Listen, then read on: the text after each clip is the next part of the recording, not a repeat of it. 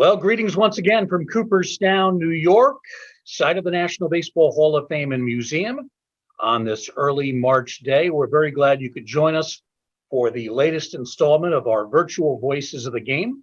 My name is Bruce Marcus, and I work in the education department. Today, it'll be my privilege and pleasure to talk to a player from the All-American Girls Professional Baseball League, Sue Zipay.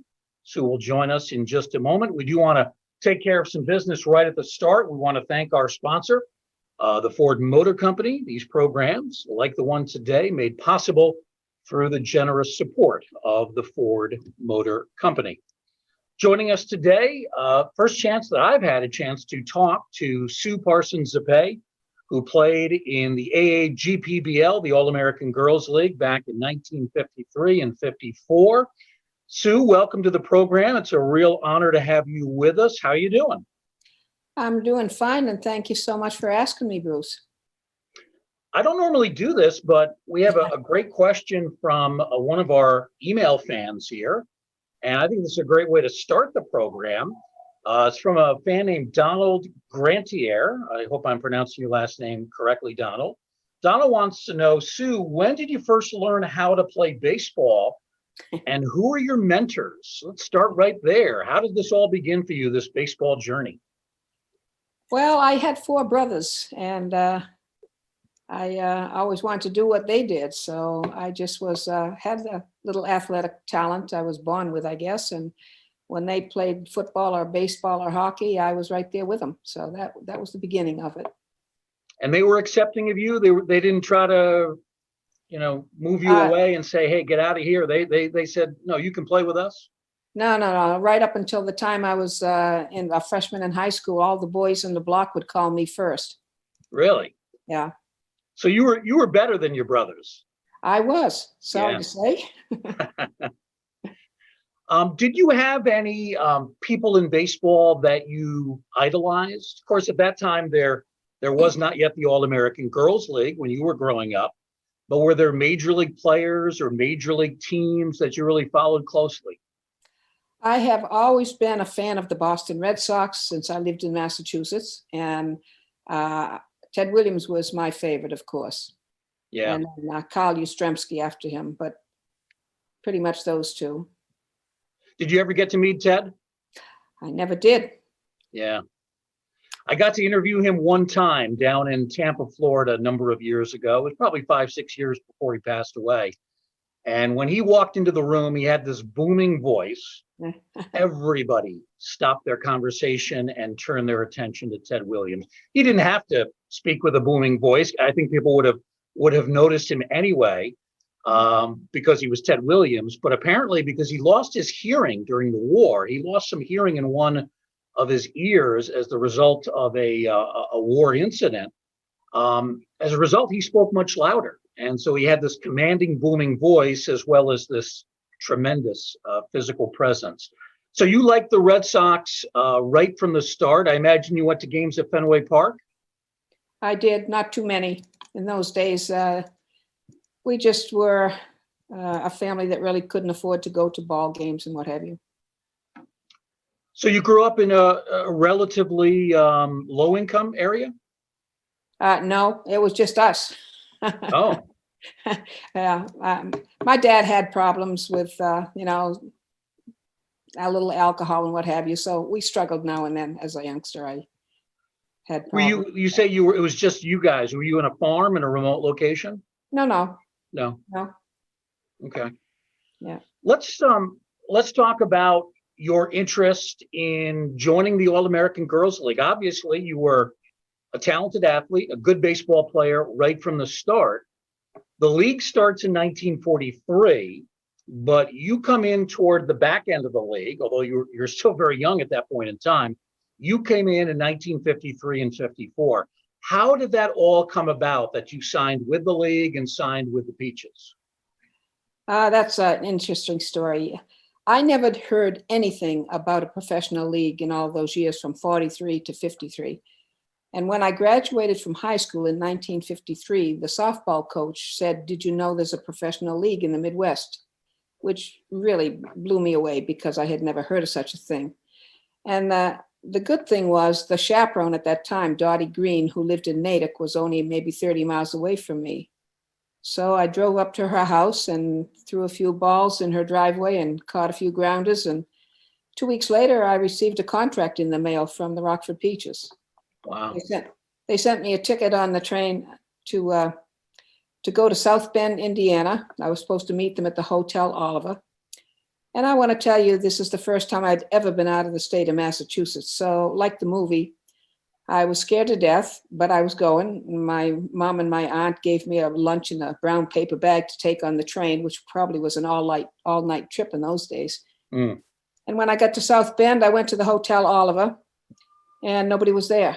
So kind of imagine yourself at 18 years old, first time away from home, being a girl.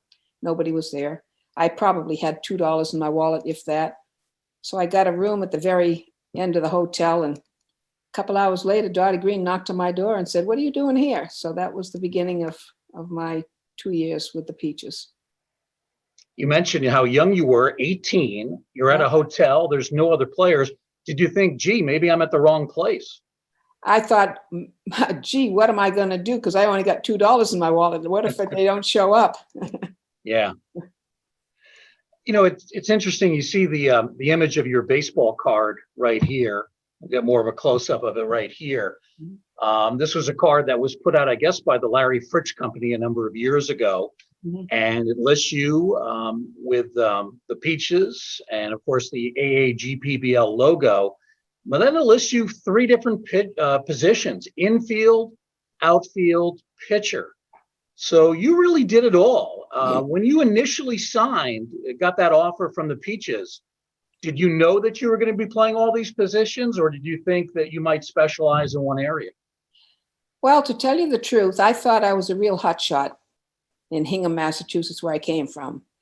And then when I got out there and at spring training, I realized I was just a small fish in a big pond. Those girls were so good. I had no idea the competition. And when we looked at the shortstop, which is really where I wanted to play, because I figured that's where all the action was, and a gal by the name of Joni Berger from New Jersey was the shortstop, and there was no way I was going to displace her. Mm-hmm. And so essentially playing all those positions was because they didn't really know where to put me. I was still a rookie, and I really was green. I had never had any professional coaching on baseball. It was all just self-taught.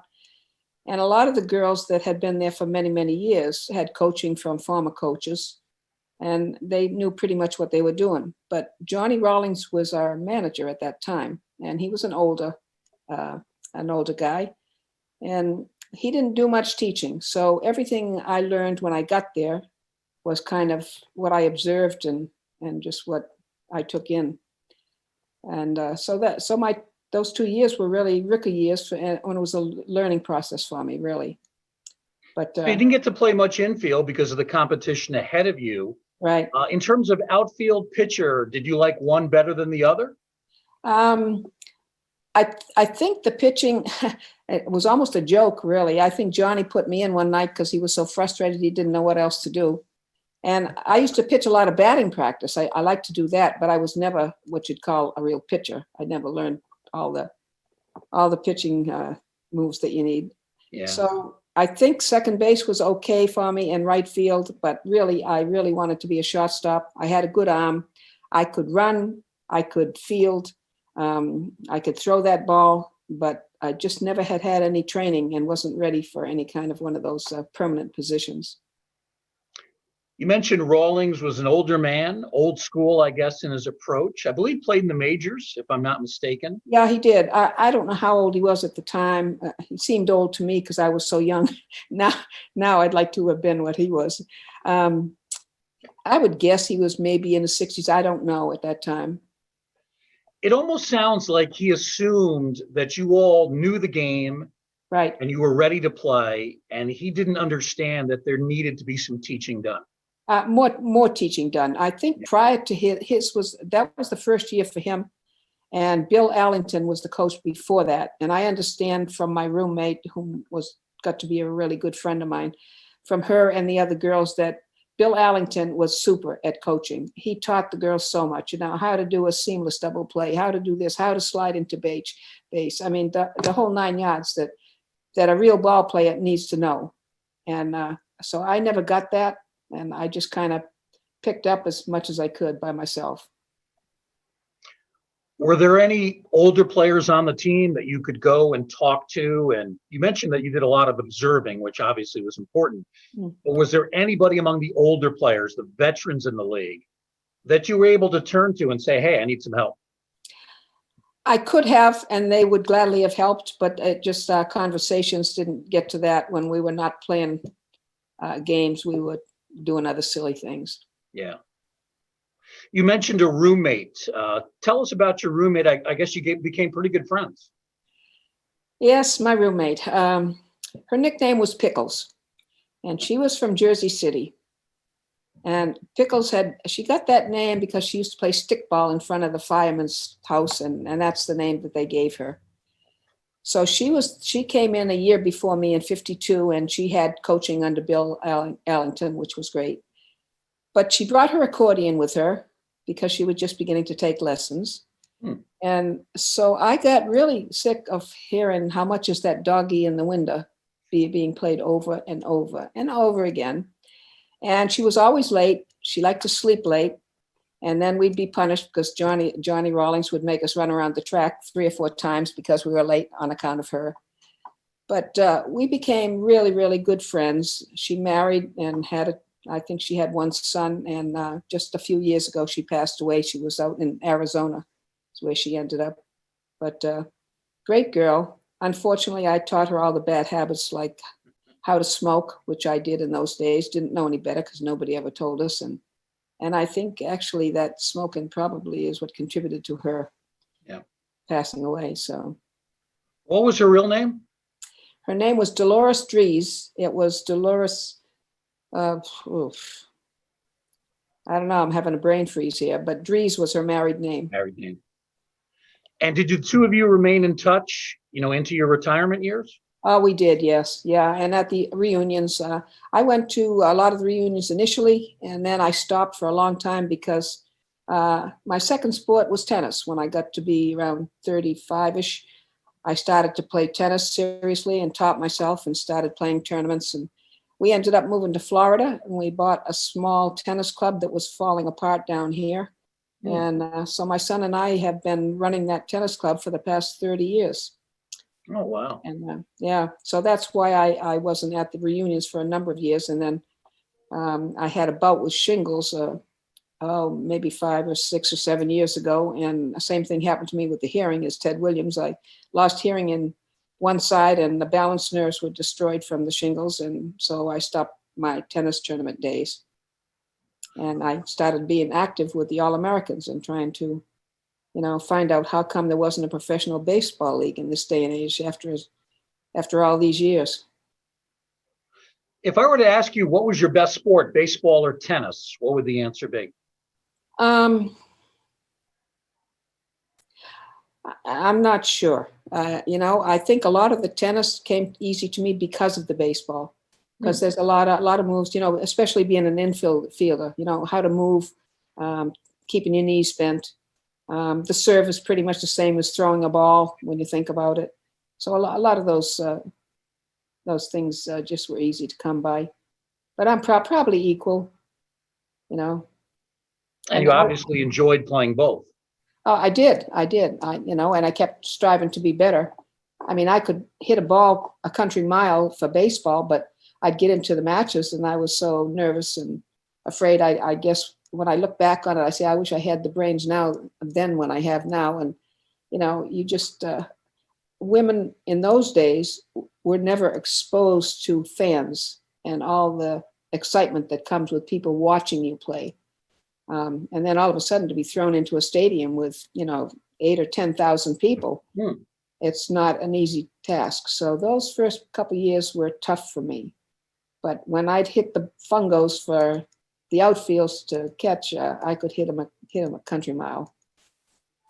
Now that's interesting. I'd never thought about that transition from going to a non-fan situation to then playing in large stadiums with at least, hundreds of people in the crowd. Right. In the movie A League of Their Own, we see a depiction of fans in the early part of that season we see a depiction of fans making fun of the players, taunting them. Did that go on at all? Not when I was there. No. So the fans were supportive of you. Oh, yeah. Yeah. Yeah. They were just looking for autographs as we came to the field, and yeah.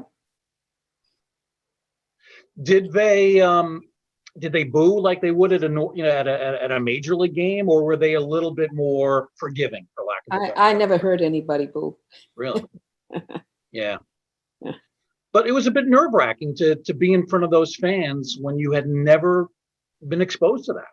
Well, it was. It Yeah. really was. And I think, with the sports now, and boys had always had people watching them, their football and their baseball, and they always had people out there. And then they went, to college, and they had the same thing. So it was a transition that was difficult. So I put up on the screen a photograph that is in our Diamond Dreams Women in Baseball exhibit. It's also a photograph that we use in our virtual field trips that we do with kids, because we do a program on women in baseball. We spend quite a bit of time on the All-American Girls League. But it's interesting when people look at this photograph, they look at the logo on the front, and it says AAGSBL. A lot of people don't realize the S is for softball. Mm-hmm. And it was a softball league in that very first season. Of course, by the time you joined in 53 and 54, they had made the complete transition from softball to baseball. Did you ever play softball at all, or was it always baseball with you? I played softball in high school because it was the only sport available to me, and it was terrible. Really? It was, in those days, girls didn't have the training. They weren't encouraged to be athletic. It was, just kind of pick up. And but I did not enjoy it. I don't like playing softball. I don't like the big ball of the game. It's a totally different game. And that's what my crusade is right now, is trying to get another baseball league going, because right now the girls don't have a choice. And I think they should have a choice, one or the other. But if you'll indulge me, right now, I think the young girls, when they get to be about 12 years old, have to make their mind up. Well, you've got to go play softball if you want a scholarship to college. And also, I don't think they very much like being in a dugout for Little League with all boys. They want to play with girls. They want to play against girls. As far as I'm concerned, and most of the All-Americans that I know, we never wanted to play or invade the MLB. Our intent was always to have our own league against women. And so that's what I'm trying to do now, is create something so that these young girls can have a future in baseball if that's what they want. If they want softball, that's fine too. Nothing wrong with softball. But I believe the NCAA has designated softball and baseball as two separate sports now. So hopefully I'm going to try to snag some of these D1 softball players for my pro league that I hope will be on them. We'll get going within the next couple of years. And the reason I'm trying to hurry is because I'm so old, I want to get it done before I kick the bucket. There's only maybe 60 active All-Americans left. And I'm sure they'd all like to see something like that happen before we all go to the big diamond up in the sky. Yeah. Well, it's a great and noble cause, and we get asked that question all the time from kids during our Women in Baseball programs. They ask us, why isn't there a women's league? Why aren't there more opportunities? Obviously, many of the colleges, they will not invest in a women's baseball team, whereas they do invest in women's softball. Do you think also there could be some intimidation that maybe young girls, they see baseball being played, they see the speed of the pitches coming in, maybe they're a little bit intimidated, and it's just a case of getting them that first exposure to realize what a great game it is. Do you think that's part of the problem? No, I don't think they're intimidated at all. And I think there's a lot of them all across this country. I can't tell you how many teams are being played in these small pockets across the country. And these girls are going to be coming out of the weeds when they find out that there's a professional league that they can aspire to belong to. It's funny, when I was maybe 12 years old, and I remember how I used to feel about the baseball, high school, and that I couldn't play. And I used to always say, why? Just because I'm a girl. Yeah. What does that have to do with it? I'm good enough to make the team. And I can remember how I felt. And now there's a little girl here in Sarasota near where I live who's very good. She attended a camp that we put on a couple of years ago. And her mom called and she said, you know, I won't mention her name, the little girl's name. She said, my daughter is going to have to change to softball now. They're telling her because if she wants to get a scholarship, she's got to play softball. And the girl is crying, I don't want to play softball. I like baseball. Mm-hmm. And it's sad. So a few nights later, her dad called me up, and he's a coach of a little league. And he said, Sue, I love what you're doing. He said, my daughter does not want to play softball. He said, let me know if there's anything at all I can do to help. And so that's the situation with hundreds and hundreds of little girls across this country. So the problem as you see it is really at the administrative level, the higher level. Is your advice to these young girls, play Little League, try out for the baseball team in high school, put pressure on the administration to have a baseball team? Should that be the way that they pursue it at that grassroots level? At the moment, that's all that's available, but I think we intend to try to organize the people that are supporting girls baseball across the country. There are pockets all over the place, but they're not organized, and that's what we would like to do. Encourage people to please go on my website, americangirlsbaseball.org, and become a member. There's another organization that you're probably aware of, Justine Siegel and her Baseball for All program. Sure. She's got a really good program going that she started a few years ago, and I congratulate her. She's got her tournament coming up in July at the Carl Ripken Stadium there. And we had a nice conversation the other day, and if she can develop her program into something more, maybe even a girls' little league program for girls only, she can develop these girls. And then what I want to do is create the pro league where these girls can look that they can go to. So if we can start pulling it all together, the people that are interested, I think we can get it going and make it work. I do want to talk more about this subject because it's such an important one, and there are a lot of angles to cover when looking at it. But I want to go back to your days in the All-American League. We talked about your roommate Pickles, who became such a great friend. But there was someone else that you met during your days with the Rockford Peaches, not a player, but the groundskeeper for Rockford. Tell us about that. Well, he was hired for the summer to work there. He was going to the University of Illinois College, and the chaperone kept saying he wanted to take me out to dinner or whatever, and I wasn't really that interested. But after a while, I finally consented. And to make a long story short, we developed a relationship, and then he went into the service, went to Pensacola for flight training, and we kept in touch. And the following year, we became engaged. And after the league folded and whatever, we got married and raised 3 children, which are all here in Florida with me. And now I've got grandchildren and great-grandchildren. So that was it. Did the chaperones and the coaches with the Rockford Peaches, did they discourage you from having a relationship with a groundskeeper? No, I think our chaperone really liked him, and she encouraged it. She didn't discourage it. But we had opportunities. I think with my roommate Dolores, we had a double date with the farmers. A lot of farm boys used to come in to watch our games. And by the way, her last name was Lee. That was her maiden name. Oh, okay. Dolores Lee. So the two of you have 3 children. How long were you married? 33 years, I think, something like that. Yeah. When you look back at this time in your life, I mean, here you meet your future husband.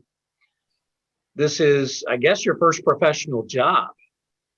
You look back at this and say, wow, what a remarkable time in my life. It's kind of amazing. It's kind of a storybook.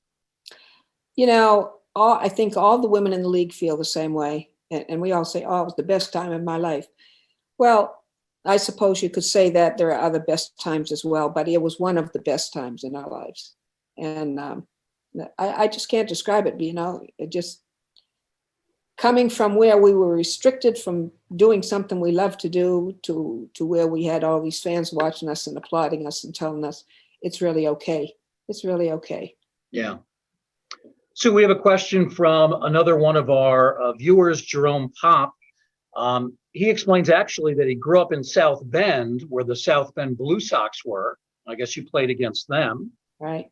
He had a couple questions for you. He wanted to know about the travel on the buses, what that was like. Obviously, you were not traveling by plane in the Midwest, not by train, but you were on the buses for some fairly long rides. Tell us about that. Well, we did a lot of sleeping. I tried to do a lot of sleeping, and we usually would stop maybe halfway between the destination we left to where we were going. And we always had to wear skirts in public. We were never allowed to go out in public in shorts or pants of any kind. So even though we'd have jeans on in the bus, we'd have to take the jeans off, put a skirt on to go in and get a cup of hot chocolate or whatever. It was kind of a pain in the neck, as you can know. But yeah, it was tiring. And then we'd get in early in the morning, go to the homes that the chaperone had found for us, and try to catch a few hours of sleep, and then get up at, I don't know what time, depending upon the coach, get in there for practice in the morning. Then we'd go home, have a few hours in between that, and getting back to the stadium for 4 p.m. for either a doubleheader or a single night game. We played all games at night, all of them. And on Sundays, we played doubleheaders. And our games were fast. I don't want to criticize Major League Baseball, but we need to shake that up a little bit. Yeah, you could play these games in what, hour and a half? I don't remember how long they lasted, but, and there's some controversy about maybe shortening the baselines, maybe 5 feet or something for women, since they are not built the same as men. And it's something to be discussed, because my understanding is that the fans that attended our games, the highest numbers were during the years when the bases were a little shorter, which meant you had more base runners, you have more base runners, you have more action, The fans don't want to sit there for 9 innings waiting for something to happen.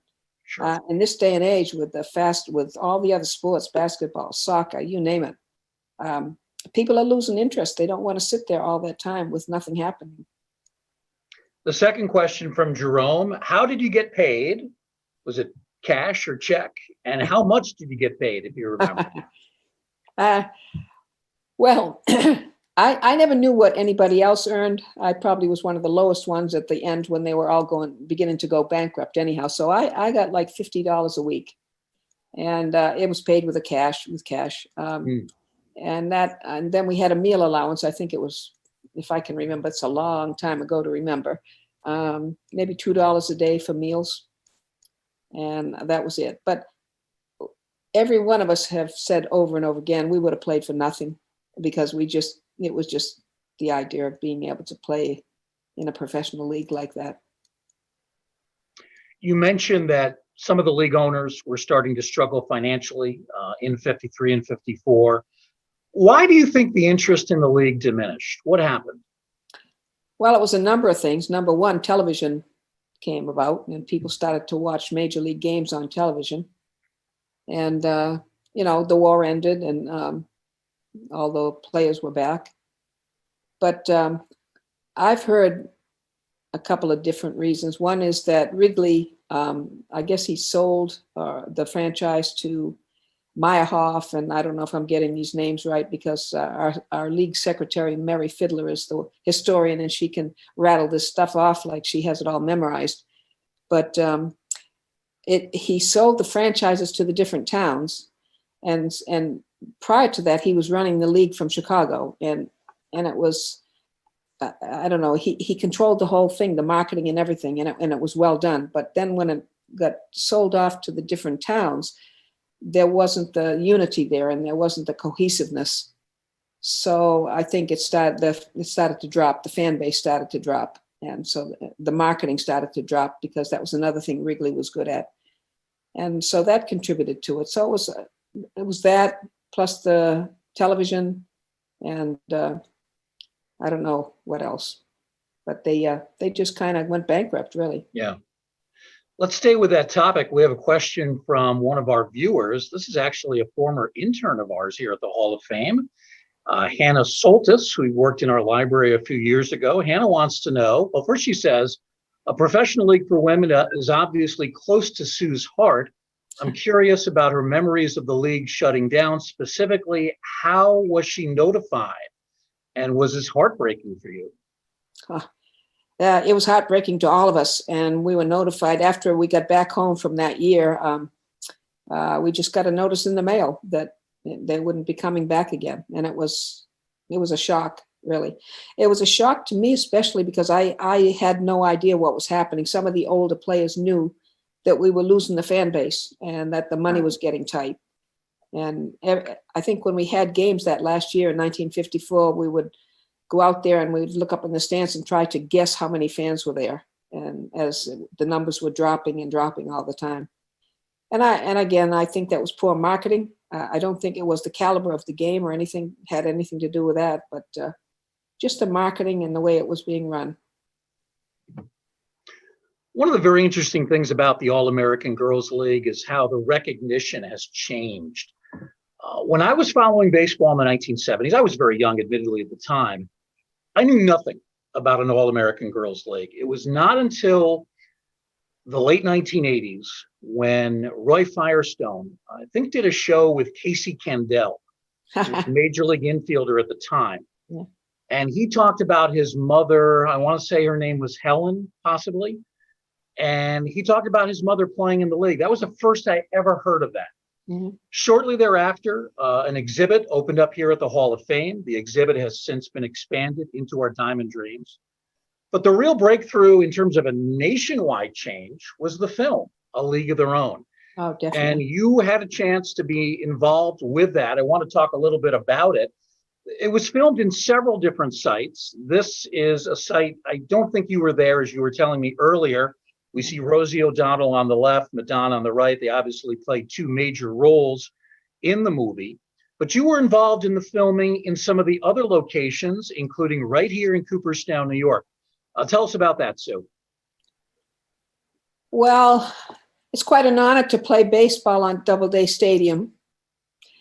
And I was up at bat there at the beginning of the movie when the old Rosie comes in and she dropped her bag and she looks around and somebody's up at bat hitting the ball with the red hat on. That's me. Mm. And then when we were inside the Hall of Fame and wandering around and looking at all the baseball stuff there, and they said, let's take a picture of the Peaches. And I'm right in the front row. They're making a silly face. So that's my claim to fame as a movie actress. But that game out there when we were playing, my role that Penny wanted me to do was hit the ball, hit a line drive over second and run to second. Okay. So I did this over and over because every time, let's do it again.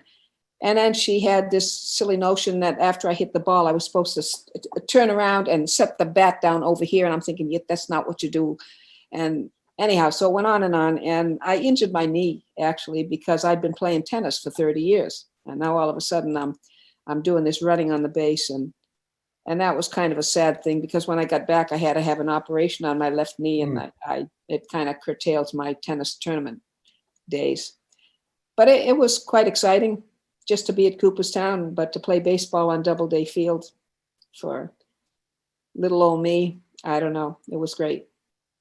Was that your first visit to Cooperstown? It was. Yeah, it was. So you got to be in a movie and visit the museum.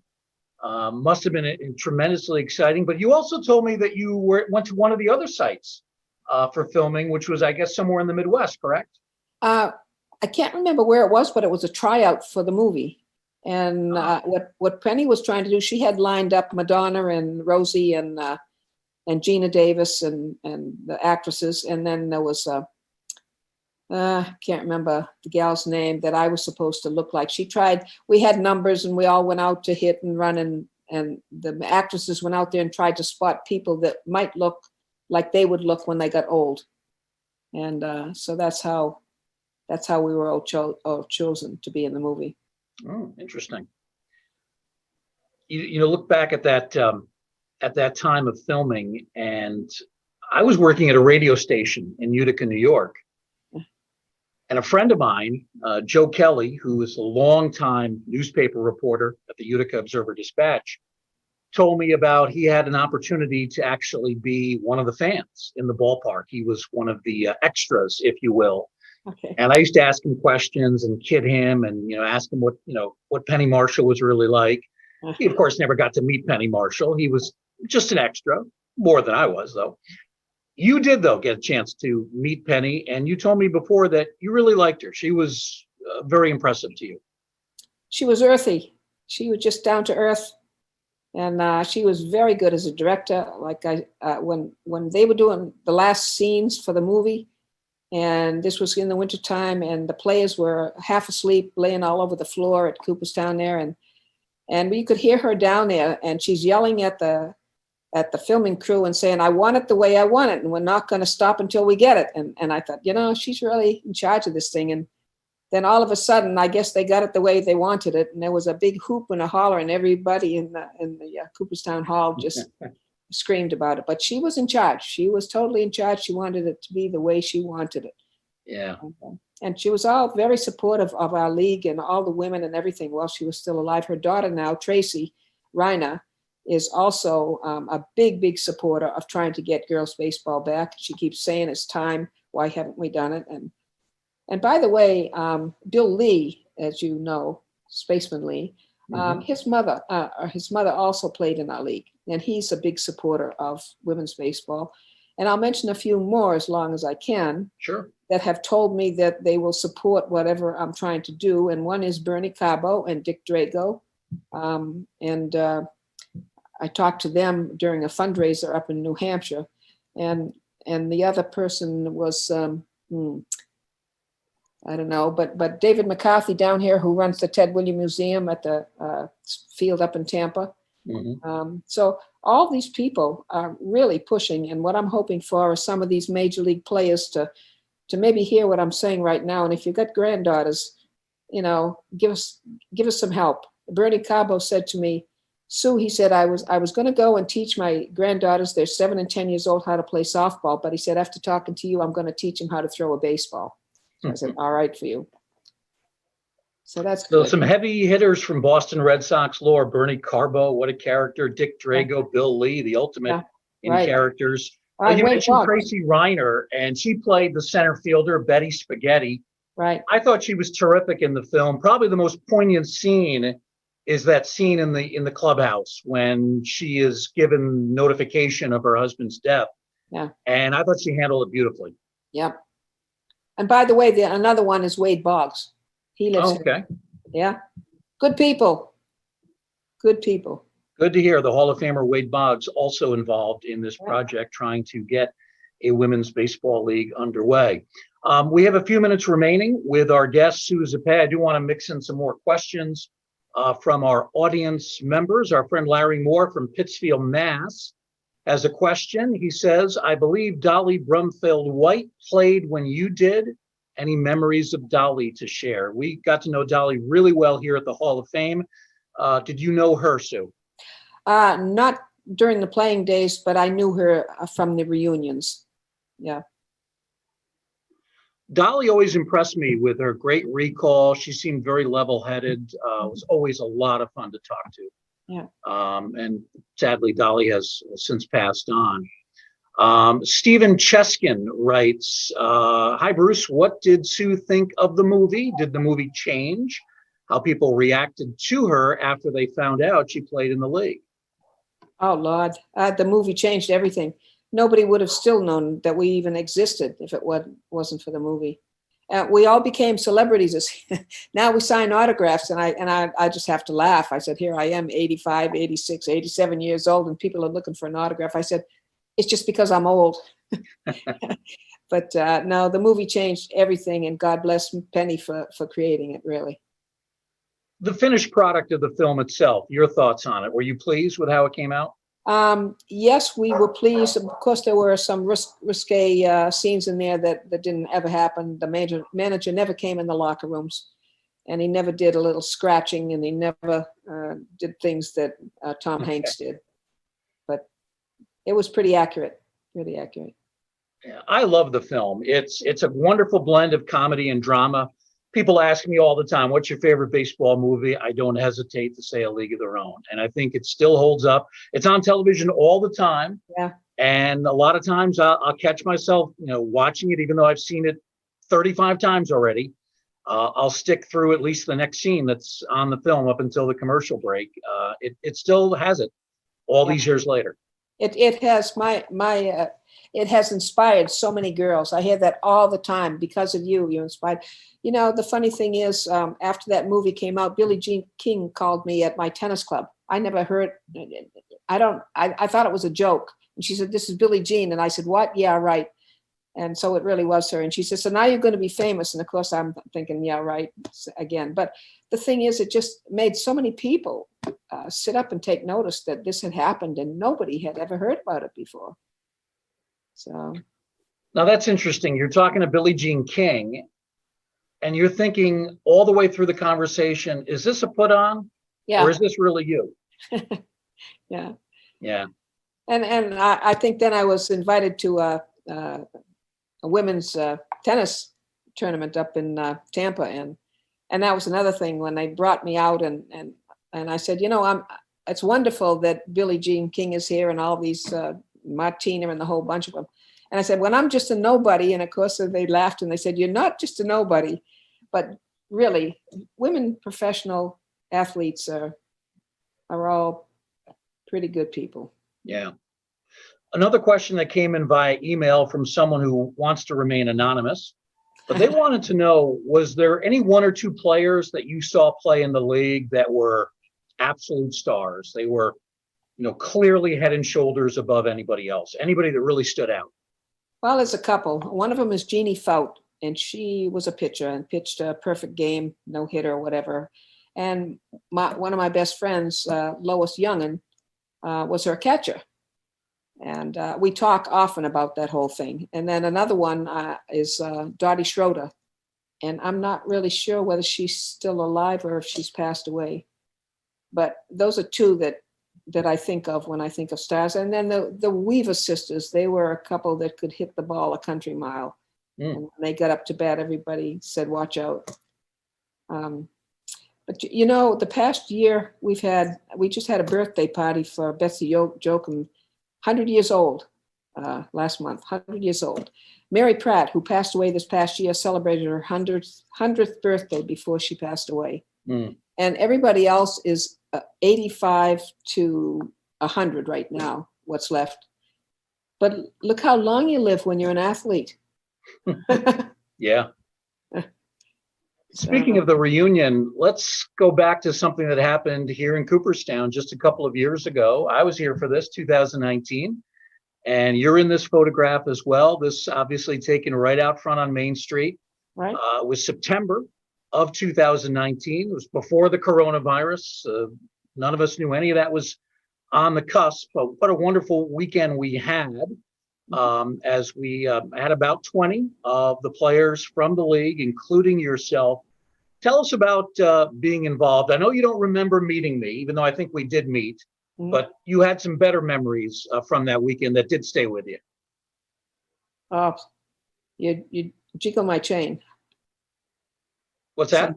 Some better memories?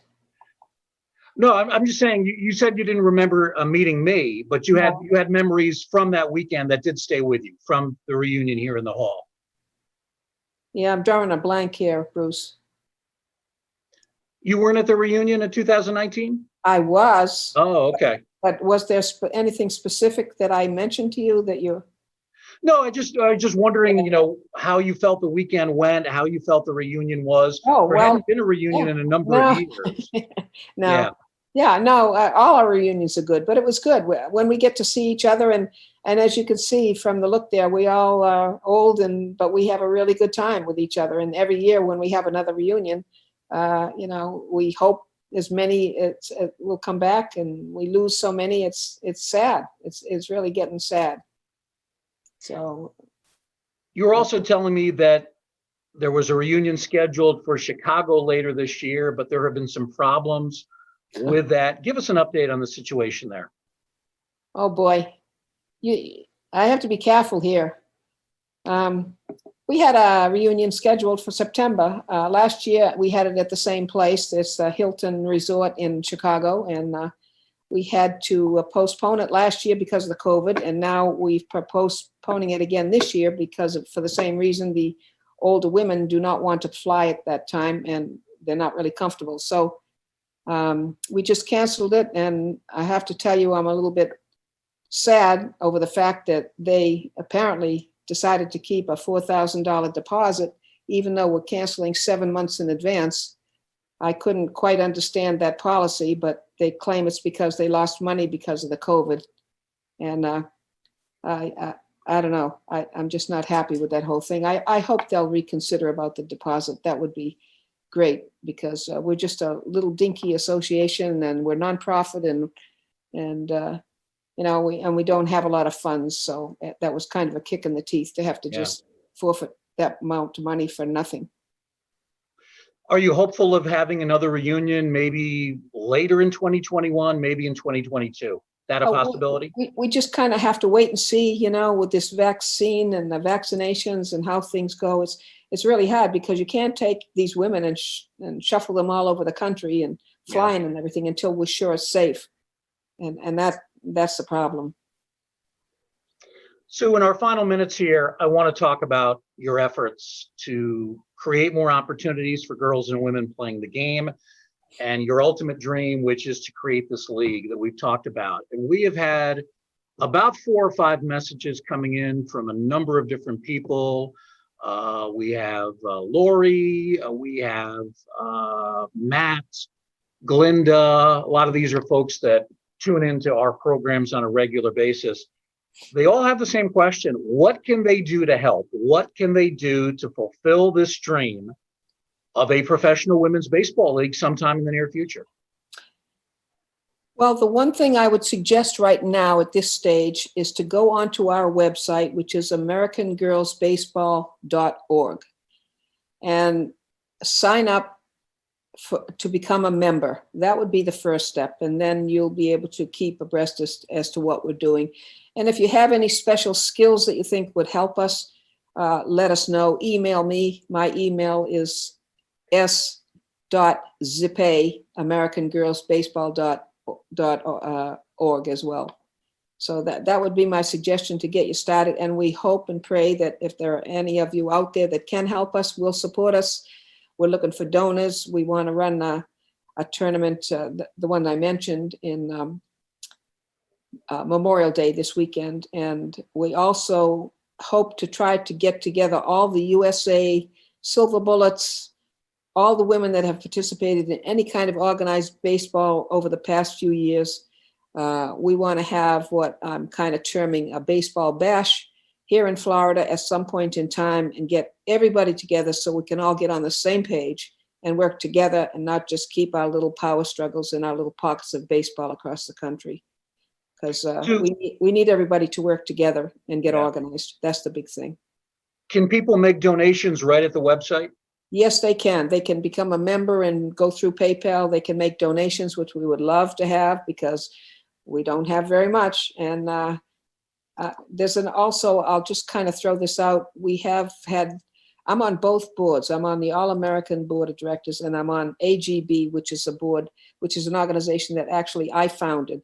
I suggested to the original board that we kind of needed a working group, and they were working for the reunion and other things, but I've got a lot of USA girls on my board, plus Kevin Martin, who was a coach for the Women's Red Sox, and various other people that are involved in baseball right now, today's baseball.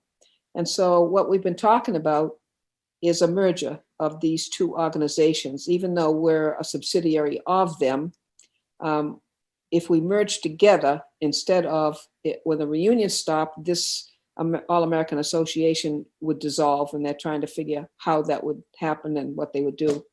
So now the talk is about merging with us, so they become actually part of us. We have their name, we have their logo, we have their intellectual property, we have the motivation, and together we should be able to make this thing work, create another league of our own.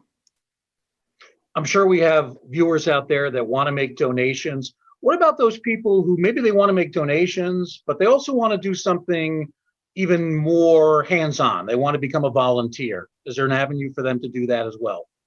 Start having a tryout for little girls in your community, in your town. Have a tryout, baseball tryout for girls. Become a coach. Try to get a league going. Get a league so they can play each other and have competition. That would be something that I would suggest, and get the dads out there, because if a dad's got a daughter who loves baseball, they're going to be willing to help for sure. But that's what we need. We need community help all across the country.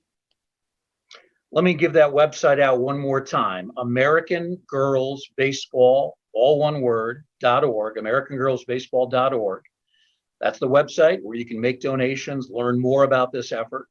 Right. And if you do have some kind of a direct message you would like to send to Sue, her email is s.zipay@AmericanGirlsBaseball.org. So s.zipay at AmericanGirlsBaseball.org. And we encourage anybody who is interested in this effort to lend a hand in any way that they can. It's a tremendous cause.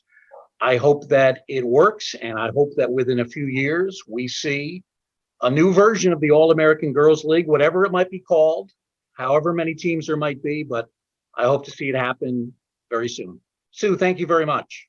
Oh, thank you very much, Bruce, for inviting me and getting this message out. I think that will help a lot. Also want to mention that a week from today, we are going to continue our theme of Women's History Month.